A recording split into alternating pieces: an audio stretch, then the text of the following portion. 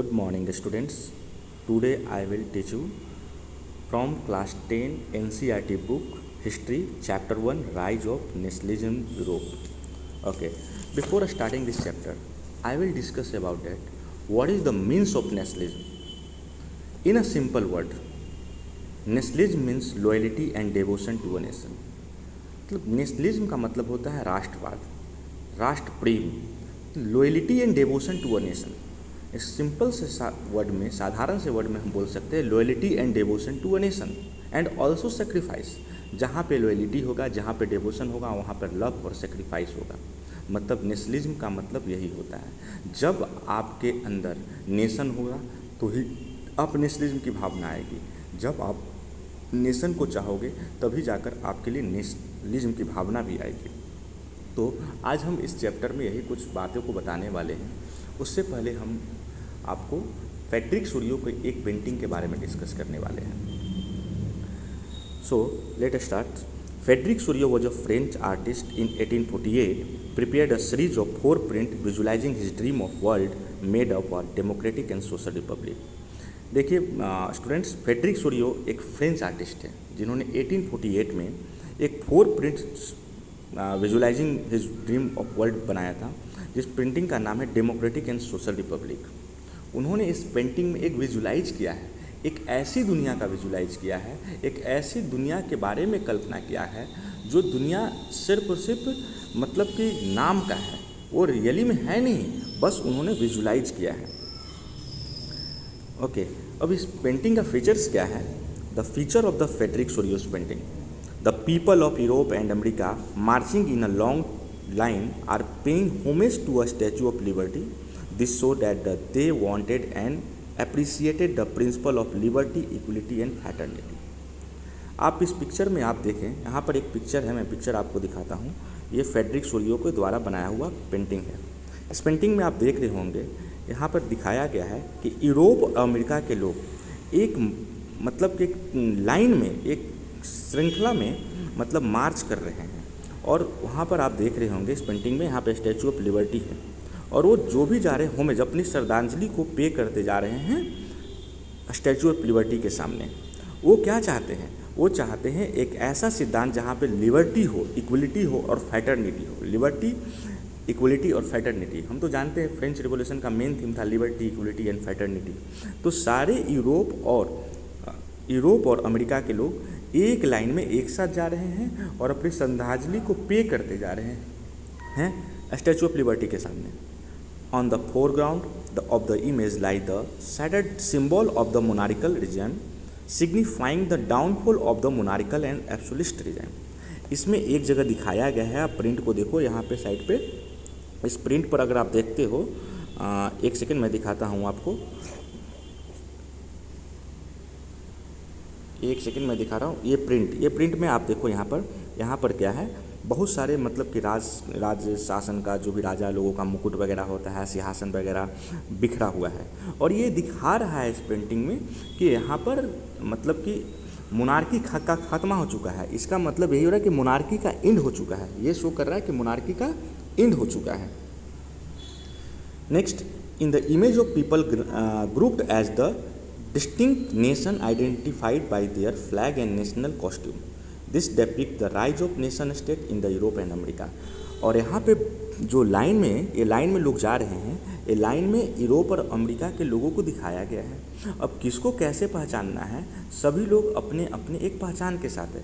सबका एक अलग अलग अपना अपना ड्रेस है। अमेरिका वालों का अलग ड्रेस है, फ्रेंच वालों का अलग है, स्विट्ज़रलैंड वालों का अलग है, जर्मनी वालों का अलग है। सबके हाथों में अपना अपना झंडा है जो उनको पहचान करवाता है कि कौन किस देश से संबंधित है, रिलेटेड है। ओके, जैसे इसमें देखे होंगे, इस लाइन में सबसे पहले अमेरिका है, सबसे पहले अमेरिका और स्विट्ज़रलैंड है।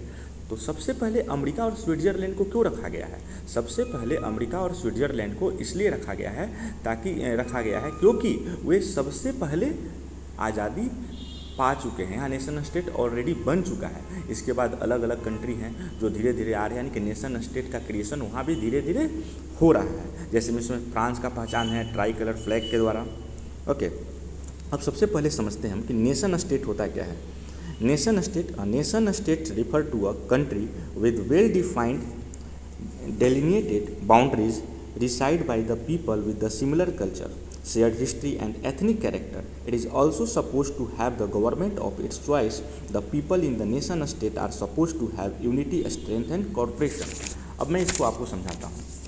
नेशन स्टेट का मतलब होता है राष्ट्र राज्य। जैसे हमारा पहचान क्या है, हम भारतीय हैं। तो पहले हर एक क्षेत्र पर, यूरोप और अमेरिका के क्षेत्र पर लोगों का कब्जा था, सब एक कॉलोनी की तरह बने हुए थे। ये लोग एक राष्ट्र राज्य चाहते थे, ये चाहते थे कि मेरी एक पहचान हो। मतलब नेशन स्टेट का मतलब होता है एक ऐसा देश जिसकी सीमाएं स्पष्ट रूप से परिभाषित हो, well defined, country with well defined boundaries. यहाँ पे लिखा हुआ है countries with well defined boundaries, means एक ऐसा नेशन स्टेट का मतलब एक ऐसा देश जिसकी सीमाएं स्पष्ट रूप से परिभाषित हो, जहाँ समान संस्कृति, साझा इतिहास और जातीय चरित्र वाले लोग रहते हैं। इनकी अपनी पसंद की सरकार भी होती है। जैसे हम एक भारत का उदाहरण लेते हैं, हमारे यहाँ अलग अलग जाति के लोग हैं, हमारे यहाँ अलग अलग धर्म के लोग हैं, हमारे यहाँ अलग अलग बाउंड्री के लोग हैं, हर एक जगह पर अलग अलग लोग हैं। लेकिन फिर भी हम लोग क्या करते हैं, हम एक साझा इतिहास को परिभाषित करते हैं। हमारा एक साझा इतिहास है। हम भारत में आंध्र प्रदेश के हो या तमिलनाडु के हो, हम बिहार के हो या कहीं के भी हो, हम सबका एक साझा इतिहास है। हम लोग का एक कॉमन आइडेंटिटी है।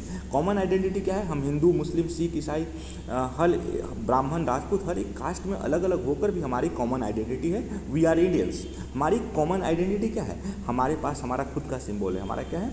हमारा खुद का सिंबल है। एज लाइक नेशनल फ्लैग है, हमारा नेशनल एंथम वगैरह है, नेशनल सॉन्ग है, नेशनल सिम्बल्स हैं। ये हमारा एक साझा, मतलब ये साझा इतिहास हमारा है, साझा फ्यूचर भी हमारा है और साझा प्रेजेंट भी हमारा है।